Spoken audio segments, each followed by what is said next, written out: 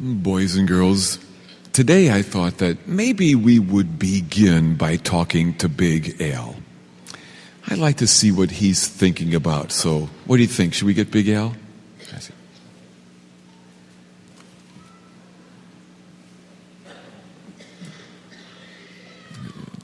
Hello. Well, hello, buddy. How are you? I'm great. You're great? Oh, glad to hear it. So, Big Al, I'd like to ask you what you're thinking. Go ahead. All right. So, what have you been thinking these days? What are you thinking about? Hannah. Hannah? Hannah Montana? Oh. Why are you thinking about her? Cute. No. You think she's cute?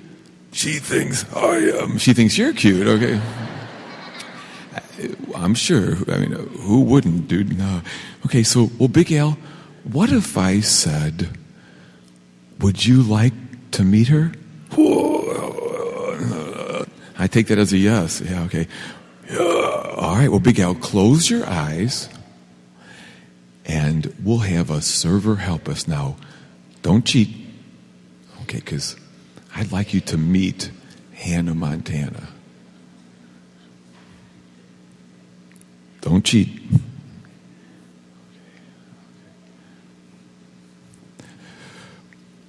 Okay, Big Al, open your eyes and take a look.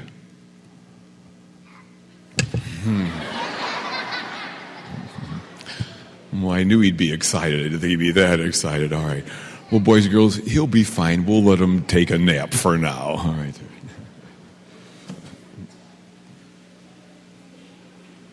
Hannah Montana.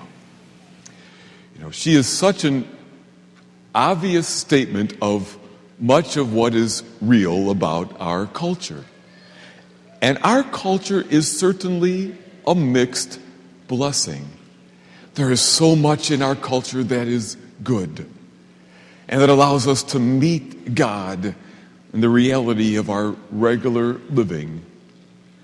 But culture is also a place where evil hides. I will leave this image of Hannah right here for a while, because I'm convinced that as popular as she is and as seemingly nice as she is, as well as her alter ego, Miley Cyrus, her image is one way to name the great seduction that tempts her and tempts all of us. Think about it. Hannah Montana, she's a sharp dresser, isn't she, huh? And when she walks out on stage, people stand and scream. And people love her autograph. And oh my goodness, to get her picture taken with me, wouldn't that be awesome? And it is incredibly seductive. In today's first reading, evil is described as cunning, seductive, lurking behind images to catch us. And I would suggest that the great seduction is this: to believe that we need to be somebody other than who we are. That we're seduced, tempted again and again to be somebody other than who we already truly are. In this Genesis story we just heard about the origin of things, the temptation for Eve and for Adam was to be other than who they were, to be other than human, to be divine. They were seduced by that. Yeah, that's what we need to be, because that would be other than who we are. And my brothers and sisters, it's the same for us. It's whether it's to look different or to be different or to have different stuff. We want to be something other than who we are. The great seduction has begun, and it is working. We look, for example, at the image of somebody like Hannah Montana, And part of us is tempted to think, man, if only I were that popular, huh? Or if I could just be that cute, or I wish I had some of her money, or I just wish I had some of the stuff that she has, and somehow I'm therefore missing out. And the question is, who told you that? If we had heard a few more lines of that Genesis story, right after we heard that Adam and Eve discovered they were naked, God said, who told you that you were naked? Where did you find shame in that? Who told you that? And that's the question for us too. Who told you that if you don't have as pretty of a face as she does, that you're ugly? Who told you that? Who told you that if you don't have that kind of popularity, you must not measure up? Who told you that you need more stuff to be happy? Who told you that if you don't get this level of grade in this level of university, then you must not be smart? Or that if you get passed over for this promotion, then you don't matter? Who told you that? I suggest it is not God. God would never tell you any of those things. It was never God who would say you're stupid or ugly or you don't matter or you don't measure up or you need more stuff. No, instead it was the same one who tried to seduce Jesus in our gospel today, who said to him, Jesus,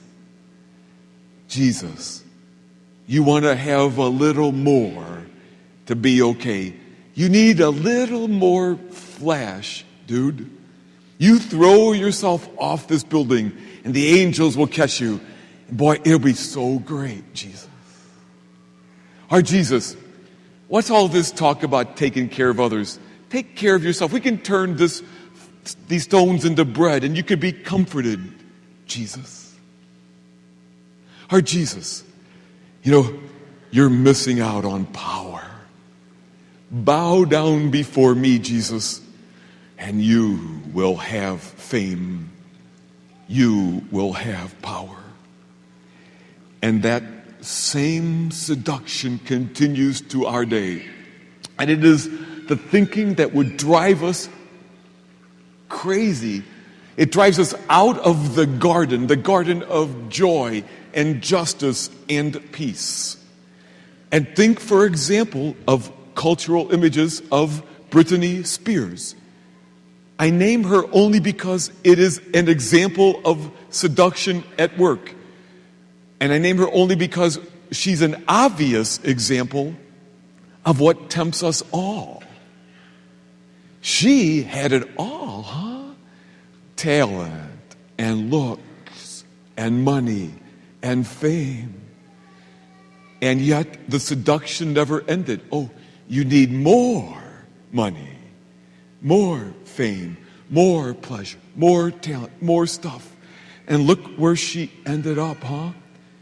And it's so the temptation for all of us always to think we have to be somebody other than who we are and have some life other than the life that we have.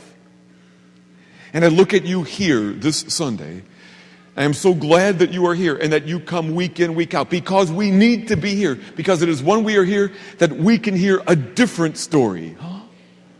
We can hear the voice of God that we can trust, who says, no, you don't have to be something other than who you are.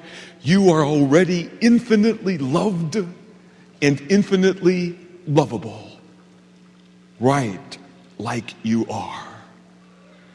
And the call is to more and more be who you are, your best and truest self, not to be somebody else, not to be something else. I want you to be who you are. I who created you.